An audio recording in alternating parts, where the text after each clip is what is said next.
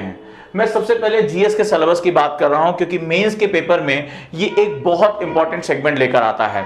ये 1000 मार्क्स का जो सिलेबस है जीएस पेपर का, वो 4 हिस्सों में बटा हुआ है। पेपर 1, 2, 3 और 4 और 250 मार्क्स ये आपस में बटे हुए हैं। मैं ऑप्शनल या ऐसे के बारे में बाद में बात करूंगा। तो ये जो 4 पेपर हैं ये बहुत ही महत्वपूर्ण हो जाते हैं सिलेबस की दृष्टिकोण से। अब हम बात करते हैं कि हमारे जीएस पेपर 1 में क्या है। यूपीएससी ने अपने जो नोटिफिकेशन है उसमें क्या चीजें उन्होंने मेंशन कर रखी हैं। अगर हम मेंशन करने की बात करें तो इंडियन हेरिटेज एंड कल्चर की बात करता है, यानी भारत का जो धरोहर है, जो भारत की कला और संस्कृतियां हैं उसके बारे में बात कर रहा है। क्योंकि भारत एक सनातन संस्कृति रही है, एक बहुत पुरानी एंशिएंट है जिसमें सभी प्रकार के धर्म, सभी प्रकार के क्षेत्र, सभी प्रकार की भाषाओं का एक समावेशन हमें देखने को मिलता है। तो ये बहुत बड़ा सेगमेंट है Indian heritage and culture. Second हमारा सेगमेंट है हिस्ट्री, राइट, जिसे हम लोग विश्व इतिहास के नाम से जानते हैं। पूरे विश्व में क्या क्या घटनाएं हुई, वर्ल्ड वॉर 1, वर्ल्ड वॉर 2, ये तमाम और भी, चाहे बोल्शेविक क्रांति हो, रशियन क्रांति हो, रेनासा हो, यूरोप में जिसे हम लोग पुनर्जागरण कहते हैं, उन सभी के विषय में यहां हमें देखने को मिलता है और उसका भारत पर क्या प्रभाव पड़ता है वो भी हमारे लिए बहुत जरूरी हो जाता है। अगला हमारा सेगमेंट है वर्ल्ड ज्योग्राफी, यानी विश्व के भूगोल के बारे में बात करेंगे। तो विश्व के भूगोल में जो हमारे सभी महाद्वीप हैं उनके विषय में बात होगी। उन महाद्वीपों में किस तरह के लोग रह रहे हैं, क्या वहां पर जो है वो खेती है, क्या वहां पर उद्योग है, क्या वहां सेवा क्षेत्र है, इन सभी के विषय में यहां पर एक जो है वो बहुत इंपॉर्टेंट तरीके से बात की जाती है। साथ ही साथ कौन कौन से देशों के साथ क्या बाउंड्रीज लगती है, डिस्प्यूट्स कहां है, कौन सी नदियां क्रॉस बाउंड्री जो है वो फ्लो कर रही है एक देश से दूसरे देश, क्या उनके बीच में कोई विवाद भी है। इस तरह की चीजों को समझना बहुत महत्वपूर्ण हो जाता है और इसमें खास तौर पे दक्षिण एशिया, साउथ एशिया बहुत महत्वपूर्ण होता है। अगला हम बात करेंगे समाज, सोसाइटी। तो सोसाइटी में अगर हम बात करें पुअर्टी, अर्बनाइजेशन, ये सब टॉपिक इसके साथ जुटे हुए हैं। दूसरे पेपर में आ जाते हैं और दूसरा पेपर जो है वो पॉलिटिकल से रिलेटेड एक इंपॉर्टेंट पेपर है जहां पर गवर्नेंस का मतलब होता है गवर्नमेंट जब ग्रास रूट लेवल पर यानी निचले स्तर पर पहुंचकर लोगों के जीवन में उन्नत करना चाहती है और वो इंपॉर्टेंट तरीके से काम करती है। एक्चुअली में अगर आप सिविल सेवा में जाते हैं, आईएएस आईपीएस बनते हैं, तो आप इसी गवर्नेंस का पार्ट होंगे। लॉ एंड ऑर्डर एस्टैब्लिश करना आपका काम होगा, लोगों के जीवन में उन्नत करना आपका काम होगा, प्रोग्राम एंड पॉलिसी सही तरीके से लोगों की जिंदगी में पहुंच रही है कि नहीं पहुंच रही है, ये सारा गवर्नेंस का काम होगा। इसलिए इसको आपको बहुत ही इंपॉर्टेंट तरीके से पढ़ना है। दूसरा है कॉन्स्टिट्यूशन, भारतीय संविधान, बहुत ही बड़ा एक जैविक दस्तावेज है, एक ऑर्गेनिक सेगमेंट है और हमारा जो संविधान है वो आपको कम से कम जो सर्विस में जाना चाहते हैं या हमारे देश को चलाने के जो तरीके हैं उनका एक जो है वो लेखा जोखा प्रस्तुत करता है कि न्यायपालिका, कार्यपालिका, विधायिका ये कैसे काम करेंगे, कैसे संतुलन में रहेंगे। तो बहुत ही खूबसूरत डॉक्यूमेंट है हमारा कॉन्स्टिट्यूशन, बहुत ही सम्मान प्राप्त है इसको पूरे विश्व में। तो उस कॉन्स्टिट्यूशन पे आपकी एक नॉलेज होनी चाहिए। अगला हमारा सेगमेंट है पॉलिटी का, राजव्यवस्था। वो जो राज्यसभा में, वो जो लोकसभा में है, वो जो विधानसभा में है, कैसे नीतियां बनती हैं, कैसे बिल पास होते हैं, कौन कौन से ऑर्गेनाइजेशन सरकार के कार्य करते हैं, मंत्रिमंडल, कैबिनेट क्या होता है, हमारे यहाँ शासन किसके नाम पर किया जाता है, इन सभी का अध्ययन बहुत महत्वपूर्ण हो जाता है। अब अगर हम तीनों को देखें तो इसका एक एप्लीकेबल पार्ट होता है कि ये तीनों किसके लिए काम कर रहे हैं। आप आईएएस बनेंगे, किसके लिए काम करेंगे। जो हमारे नेता हैं, जो हमारे प्रधानमंत्री से लेकर जो तमाम मंत्री हैं, वो किसके लिए काम कर रहे हैं, हमारे संविधान का मुख्य उद्देश्य क्या है। तो अगर हम बात करेंगे और वो है राष्ट्र में सामाजिक न्याय स्थापित करना। न्याय बहुत ही डीपर एक वर्ड होता है, यह समझना हमारे लिए बहुत महत्वपूर्ण है। और अगला है इसी समय अंतरराष्ट्रीय संबंध यानी इंटरनेशनल रिलेशनशिप। भारत किन देशों के साथ क्या समझौते कर रहा है, क्यों कर रहा है, उसके पीछे उद्देश्य क्या है, पूरे दुनिया में होने वाली जो उठापटक है उससे भारत और उसके हित कैसे प्रभावित हो सकते हैं। यह रहा 250 मार्क्स का पेपर 2। इसी तरह जीएस पेपर 3 की बात हम करते हैं, बहुत इंपॉर्टेंट हो जाता है। जीएस पेपर 3 में जो पहला सेगमेंट होता है वो technology. It is not science, it is technology. Technology जो लोगों के जीवन में एक पॉजिटिव चेंज लेकर आ रही है, लोगों के जीवन में एक अलग आयाम पैदा कर रही है, जो मुश्किलें हैं उनसे लड़ने की ताकत दे रही है। तो that is comes under the technology.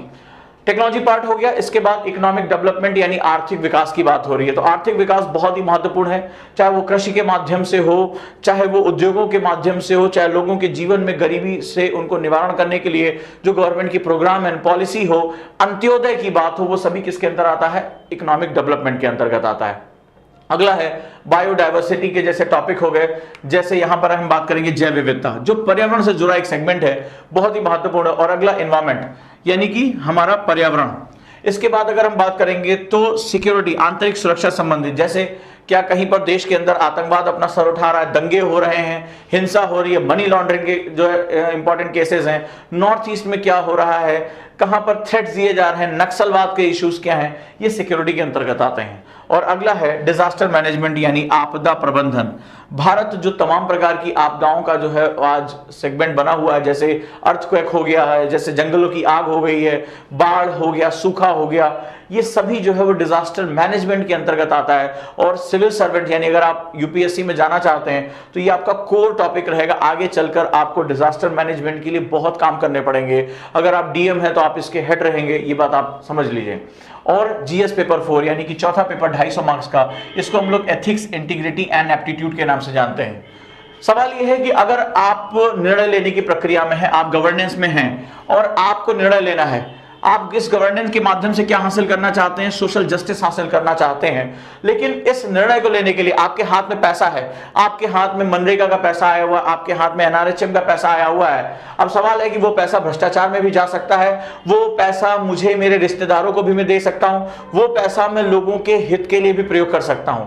जो लाभ मांगने वाले हैं वो सही भी हो सकते हैं, हो सकता है कि वो कल्प्रिट वो गलत हो और झूठे जो बनकर आए हैं, झूठे दस्तावेज लेकर आए हैं। ऐसी कंडीशन में मुझे निर्णय लेना है, चाहे वो आर्थिक विकास के निर्णय लेना हो, तकनीकी मेरी सही है कि नहीं सही है, क्या ये तकनीकी हो सकता है लोगों को नुकसान कर दे, हो सकता है लोगों के जीवन में नरक बना दे उनको जीवन को, तो ऐसे में ये टेक्नोलॉजी लोगों के लिए है या नहीं है, ये इकोनॉमिक डेवलपमेंट सही से कर रहे हैं कि नहीं कर रहे हैं, इस विकास के क्या क्या तात्पर्य हैं। मेरा एनवायरमेंट, मैं पता चला कि आर्थिक विकास, सड़कें अच्छी बना रहा हूं, बिजली 24 घंटे दे रहा हूं, लेकिन उसकी कीमत मुझे अपने जो जीव जंतु हैं, जो पर्यावरण है, उनका नुकसान उठा के करना पड़ रहा है। ऐसी कंडीशन में मेरे जो निर्णय होंगे खासतौर पे सिविल सर्वेंट के लिए, वो एथिकल होने चाहिए, वो इंटीग्रिटी के साथ होने चाहिए, सबका समावेशन उसमें होना चाहिए। ऐसा नहीं कि मैं अपने धर्म के लोग या अपनी जाति के लोग या अपने क्षेत्र के लोग, अपनी भाषा के लोगों को मैं प्राथमिकता दूं और दूसरे लोगों को छोड़ दूं, ऐसा पॉसिबल नहीं है।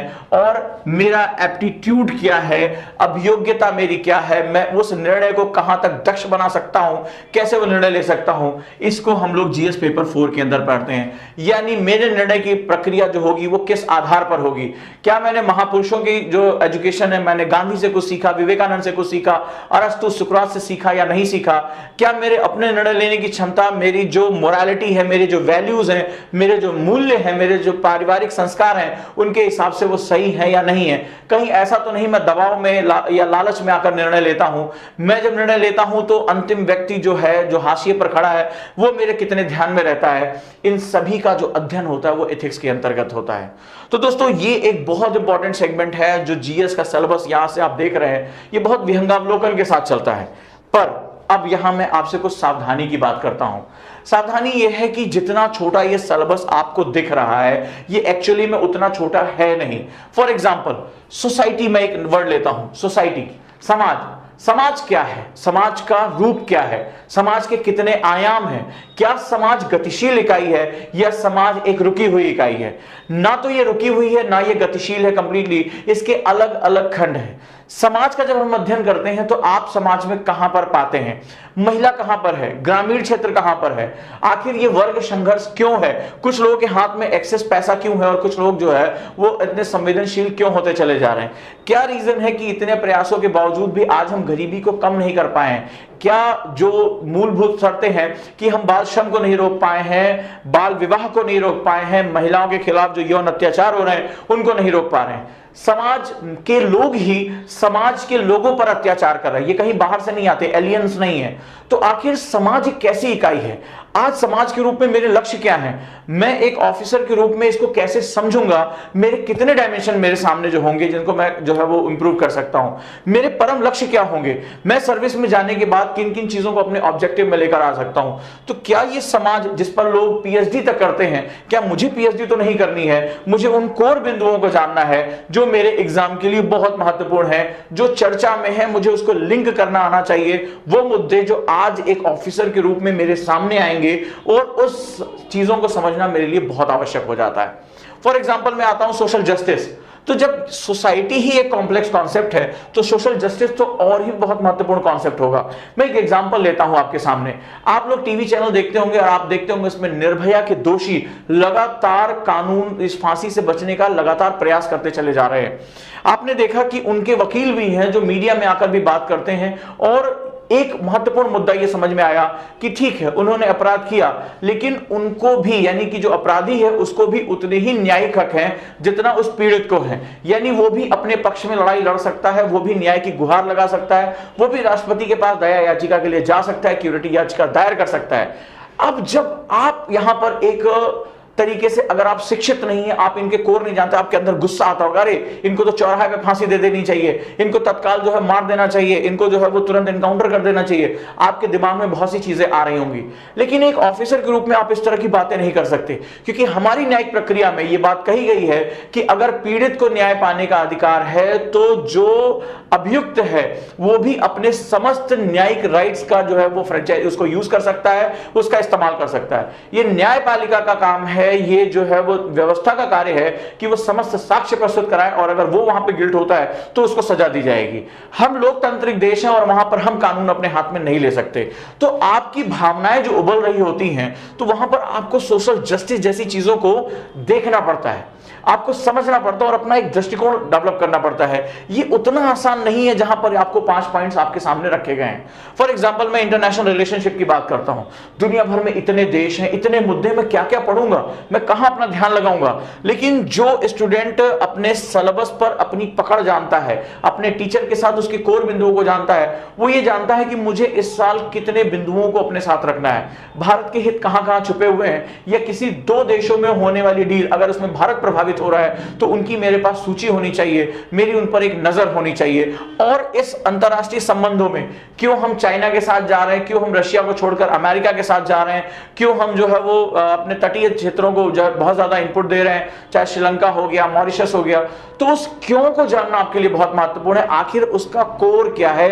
उसका बेसिक इश्यू क्या है, यह जानना आपके लिए बहुत महत्वपूर्ण है। तभी आप समझ पाओगे कि भारत का जो अंतरराष्ट्रीय संबंध होता है वो किन मूल मुद्दों पर टिका हुआ है। ये सिलेबस के अंदर छुपी हुई चीजें हैं जिन पर आपको बहुत गहराई से ध्यान रखना है। आइए हम तीसरे पेपर में पहुंचते हैं, 250 मार्क्स का ये पेपर।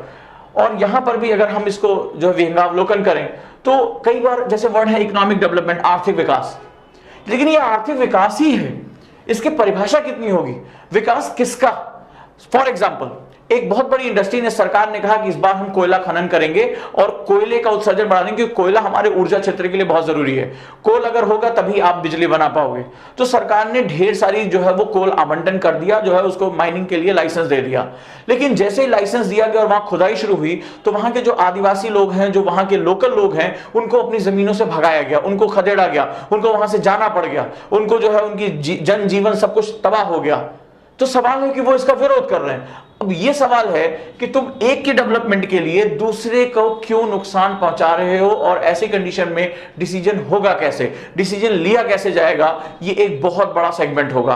फॉर एग्जांपल आप चाहते हैं कि सिंचाई के लिए जल मिले, भारत में बहुत कम सिंचाई की सुविधा है, आप चाहते हैं पन बिजली बने, कोयले से हटाकर हम पानी से बिजली बनाएं, लेकिन जब आप बांध बनाकर उस नदियों के पानी को रोक देते हैं तो नदियों का प्रदूषण बढ़ता चला जाता है और हमारा एनवायरमेंट डिग्रेड होना शुरू हो जाता है। अब सवाल यह है कि आप बिजली को प्राथमिकता दोगे या एनवायरमेंट को प्राथमिकता दोगे।